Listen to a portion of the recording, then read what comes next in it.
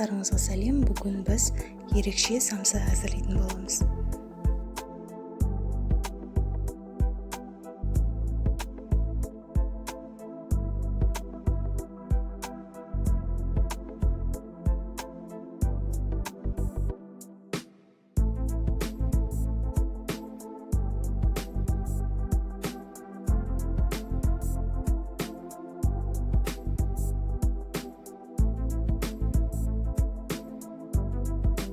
Каналға жазылып, лайк басып, қолдап кетіңіз. Сонымен біз бастаймыз. Қажетті заттарды экранда жазып қалдырдым. Сары майымызды ұнымызға жақсылап қолымызбен араластырып аламыз. Сары майымызды тоңазытқышта алып, күштен шығазып, осылай араластырып алғанға да оңай. Менде бөлме температурасында болғандықтан осылай араластырып алдым. Міне дайын. Енді бір жұмыртқамызды біраз қасық тұзбен араластырамыз. Үстінен сүтімізді құйып, жақсылап араластырып, ұнымызға саламыз.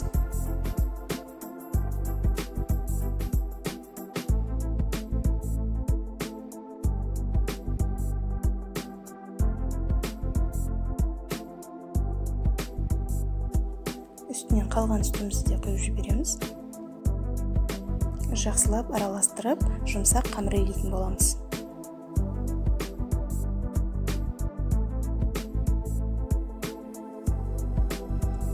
Ұн қажет болса, тағы да қосуларыңызға болады. Не осылай үстін жауып, тындырып қоямыз.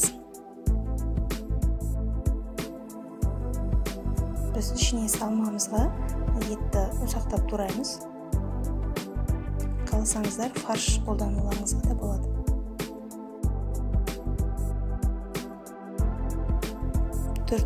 Дана пиязымызды осылай мен теркадан шығазып алдым. Ұсақтап турасаңыздар да болады. Міне осылай менде жіңішке болғаны жақсы.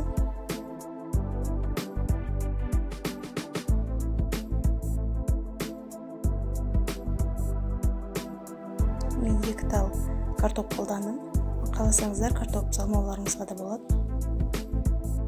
Өз қалауларыңыз бойынша қосасыздар.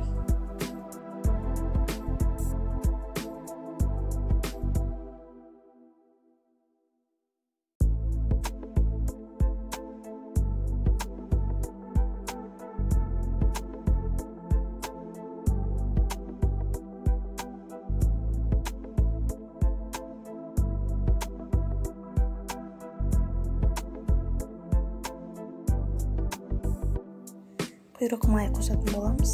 Бұл да өз қалауларыңыз бойынша. Қаламайтындар болса, қоспауға да болады.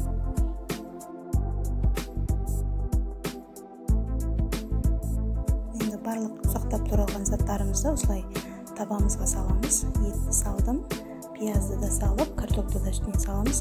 Мен самсаға осылай қоспалар қосамын. Кориандр, қара бұрыш, паприка және де зіре. Ортасында тұз тұр, барлығын жақсылап араластырамыз. Енді қамырымызды жұқа етіп жайып, мұқтайымызға орап аламыз дағыны ортаға жинайтын боламыз. Жұқа болған жақсы, міне осылай ашып аламыз.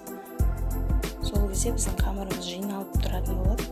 Салмамызды осылай салып шығамыз, бір-біріне жақын етіп, сосын осылай астын осылай жауып шығамыз.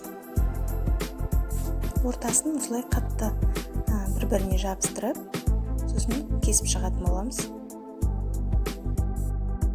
Үстінен жұмыртқаның сарысын жағамыз.